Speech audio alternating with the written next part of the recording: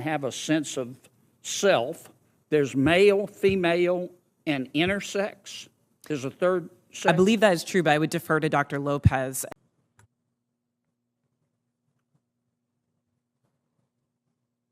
Senator Kennedy. Thank you, Mr. Chairman, and thanks to all of our witnesses here today. Ms. Robinson, I want to follow up by trying to understand your answer to one of Senator Cruz's questions. And this is really a question, not a suggestion. Do I understand your position to be that there are two sexes, but there can be more than two genders? I wouldn't even say two, and we've got Dr. Lopez here as well, but there's also the definition of intersex. I think that often in these conversations we're conflating sex and gender, and I do want to affirm here that trans women are women. That is their gender. Okay, but I'm trying to understand. Do you make a distinction between sex and gender? Yes, sir. Okay, explain that. Just. Do you think there are more than two sexes? I believe that there's a definition for intersex as well that I want to acknowledge. But sex is assigned at birth. Three? I'm just trying to understand. I'm thoroughly confused. So you're born, I'm talking about biology, male, female, and what else? I believe that intersex is also acknowledged, but again, I'm not a doctor here. What I can and say what does intersex mean? Is that there's a difference between sex and gender, and I think in these conversations we're conflating the two. Well, but I want to start with sex. Okay, there's male, there's female. When a baby's born, before the baby has had time to even have a sense of self, there's male, female, and intersex. There's a third. I believe that is true, but I would defer to Dr. Lopez as I'm not a physician. Okay. And how many genders are there? I think the gender is expansive, and the definitions are always growing. Today I can tell you, I talk to young people that talk about non-binary as more than five. I think the gender is not a binary, is what I'm trying to say. Are there more than five genders? I'm just trying to understand. Are there more than five genders? Well, I think that there was a time where women wearing pants didn't feel like it was appropriate for their gender, and yet I'm wearing pants today. I think that there are ways that we express our gender that are expansive. Are there more than five? I wouldn't subject myself to naming how many genders there are, but what I can say is that gender is a reflection. Number? Excuse me? There's an infinite number of genders? I think depending on your culture, there are a lot of different genders that exist. And I can also say that it's a term that's evolving. If you look at young people today, they really don't lean into the binary of only woman and man.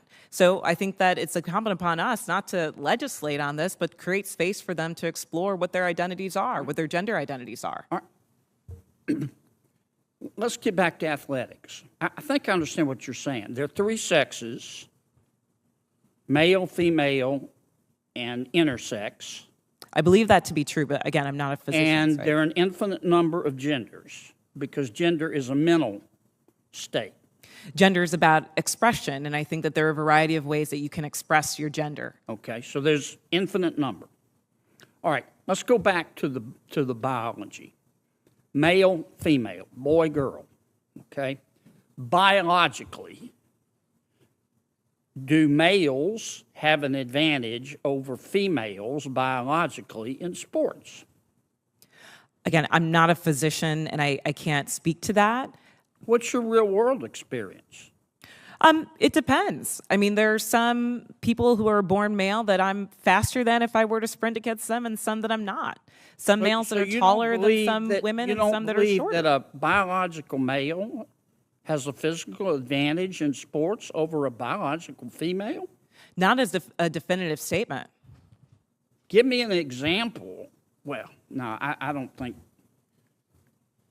How many female members of the NBA do you see?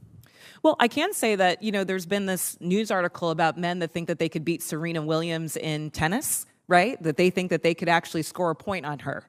And it's just not the case. She is stronger than that. What's your experience, Ben? Male, female. Both Serena and Venus lost to the 203rd ranked male tennis player, which they're phenoms for women. My experience, my husband, he swam at University of Kentucky as well.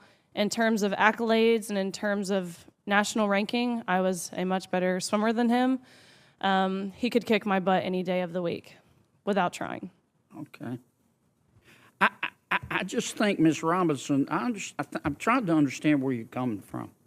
I think you lose a lot of credibility when you don't concede that a biological male has physical advantages over a biological female. I mean, I just think that's a proven fact, and you really hurt your credibility. I understand you want the world to be a better place. I do too, and I don't think people ought to be discriminated against because of an immutable characteristic. I don't. Can a simple question have a simple answer? That was the focus of a tense Senate hearing when Senator John Kennedy questioned an LGBTQ advocate about one of the most hotly debated issues in America today: the difference between biological sex and gender identity. What began as a discussion about public policy quickly turned into a back and forth over biology, gender, and fairness in women's sports. As Kennedy repeatedly pressed for direct answers, the witness argued that sex and gender are not the same, and that gender cannot be confined to a fixed number. The exchange became one of the hearing's most talked about moments. Kennedy began by revisiting a topic raised earlier in the hearing. He asked whether the witness believed there were only two biological sexes or whether additional categories should be recognized. The witness explained that sex and gender are different concepts, saying biological sex generally refers to physical characteristics at birth, while gender relates to identity and personal expression. She also referenced intersex individuals, noting that some people are born with biological traits that do not fit typical male or female classifications. Kennedy then asked the question that shaped the rest of the hearing: how many genders are there?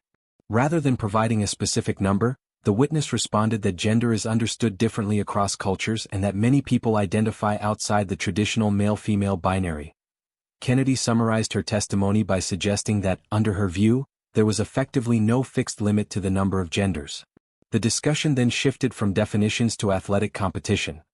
Kennedy asked whether biological males generally have physical advantages over biological females in sports. The witness declined to make a blanket statement, arguing that athletic performance varies widely from person to person and depends on many different factors. Kennedy wasn't persuaded. He pointed to the long-standing separation of men's and women's sports, arguing that those divisions exist because of average biological differences in strength, speed, endurance, and physical development. He also referenced examples from professional athletics, maintaining that biology plays a significant role in competitive performance and should not be ignored when developing sports policies. The witness responded that exceptional athletes exist in every category and argued that conversations about transgender participation require a more individualized approach rather than broad generalizations.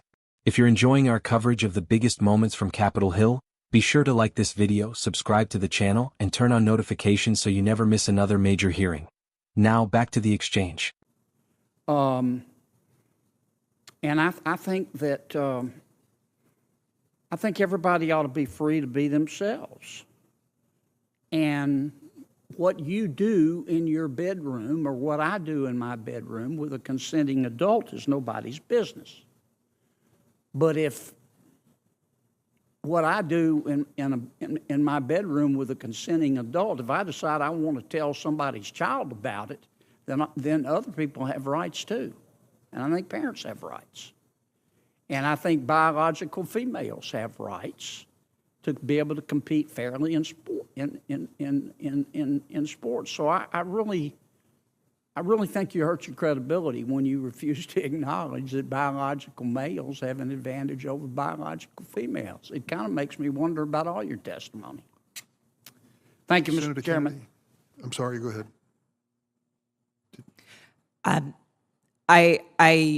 What I'm trying to say is that there is not a definitive advantage in all cases.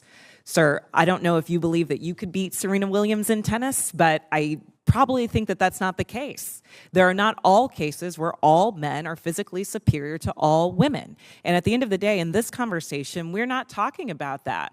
We're talking about trans women who are, in fact, women, who deserve to play in a gender that matches their sports, who deserve all the benefits that Ms. Gaines is talking about. And as a cisgender Black woman, I can say definitively that my womanhood is not threatened by a transgender person asserting hers as well. Senator Hirono? Thank you, Mr. Chairman. I thank all of the persons who are testifying today. For Ms. Robinson, do you know what? As the hearing entered its final minutes, Kennedy broadened the discussion beyond athletics that he emphasized that every American deserves dignity and equal treatment regardless of personal identity. At the same time, he argued that public policy should recognize biological differences when protecting opportunities specifically created for women. The witness agreed that everyone deserves equal rights but maintained that transgender women are women and should not automatically be excluded from women's spaces or athletic participation. Kennedy then questioned whether refusing to acknowledge what he described as biological advantages weakened the witness's overall argument. That he said that, in his view, recognizing those differences was essential to having an honest discussion about fairness in women's sports.